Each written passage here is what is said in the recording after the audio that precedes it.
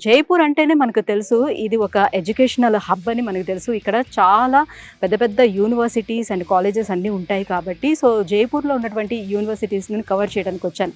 అందులో భాగంగానే మనం ఇప్పుడు వచ్చేసాము జేకేఎల్ యూనివర్సిటీకి వచ్చేసాము. ఇది నాక్ ఏ గ్రేడ్ అక్రిడేషన్ కలిగినటువంటి యూనివర్సిటీ.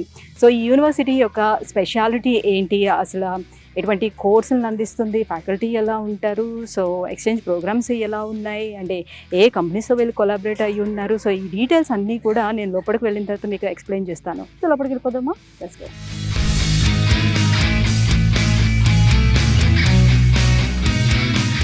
వ్యూయర్స్, మనం జేకేఎల్ యూనివర్సిటీ లోపలికి వచ్చేసాం. యూనివర్సిటీ చాలా అంటే చాలా కూల్గా, చాలా పెద్దదిగా ఉంది.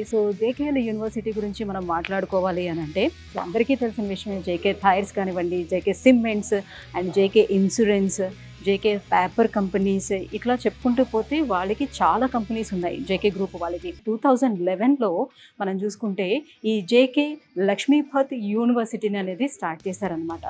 మెయిన్ ఈ యూనివర్సిటీ అనేది మనకి సిఎస్సి మీద ఎక్కువగా కాన్సన్ట్రేట్ చేస్తూ వస్తుంది.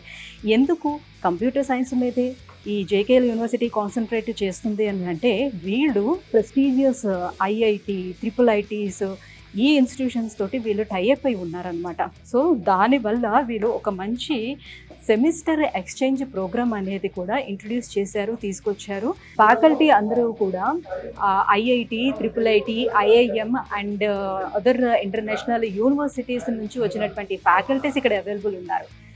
అందువల్ల స్టూడెంట్స్ మేజర్గా చూసుకోవాల్సింది ఫ్యాకల్టీ గురించే కదా. అంత పెద్ద పెద్ద ఫ్యాకల్టీని పెట్టడమే కాకుండా ఫ్యాకల్టీ అండ్ స్టూడెంట్స్ రేషియో మనం చూసుకున్నట్లయితే 1:11 ఉంది. అంటే 11 మంది పిల్లలకి ఒక ఫ్యాకల్టీ చెప్పున ఇక్కడ అనమాట డివైడ్ చేయడం జరిగింది. దీనివల్ల ఏంటంటే ఎవ్రీ స్టూడెంట్ పైన ఆ ఫ్యాకల్టీ కాన్సన్ట్రేట్ చేయడానికి అవకాశం ఉంటుంది. స్టూడెంట్స్ కూడా వాళ్ళకి ఏ డౌట్స్ ఉన్నా కూడా ఫ్యాకల్టీతో షేర్ చేసుకోవడానికి. అండ్ ఈ పిల్లలు ఎంతమంది ఉన్నారు, మోస్ట్లీ జేకేఎల్ యూనివర్సిటీ సిఎస్సి మీద కాన్సన్ట్రేట్ చేస్తుందని చెప్పాను కదా. మరి దానికి తగ్గట్టుగానే క్లాస్ రూమ్స్తో పాటుగా ల్యాబ్స్ కూడా ఉండాల్సిన అవసరం ఉంటుంది. కాబట్టి మనం ఇప్పుడు చూస్తున్నది ల్యాబ్ అనమాట, కంప్యూటర్ ల్యాబ్.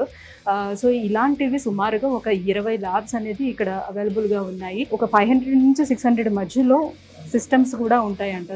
ప్రతి ఒక్క స్టూడెంట్కి కూడా ఒక సిస్టమ్ అవైలబుల్ ఉండేటట్టుగా ఇక్కడ అరేంజ్ చేయడం అనేది జరిగిందనమాట.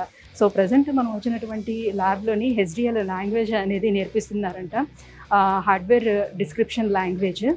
ఒక్కొక్క సబ్జెక్ట్కి ఈ సిఎస్సిలో ఉన్నటువంటి ఒక్కొక్క సబ్జెక్ట్కి ఒక్కొక్క ల్యాబ్ అనేది డివైడ్ చేసుకుంటూ వెళ్ళారనమాట. అందుకోసమని ఆల్మోస్ట్ ఒక 20 ల్యాబ్స్ అనేది ఇక్కడ అరేంజ్ చేయడం జరిగింది.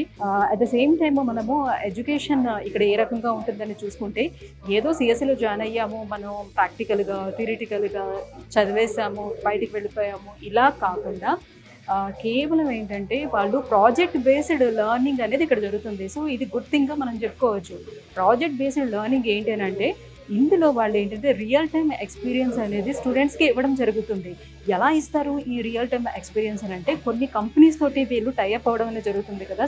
ఆ కంపెనీస్లో రియల్ ఇంజనీర్స్ ఎవరైతే ఉంటారో వాళ్ళు వస్తారు. వాళ్ళ రియల్ ప్రాజెక్ట్స్ ఏవైతే ఉంటాయో ఆ ప్రాజెక్ట్స్లోని ఈ స్టూడెంట్స్ని వీళ్ళని ఇంక్లూడ్ చేస్తారనమాట.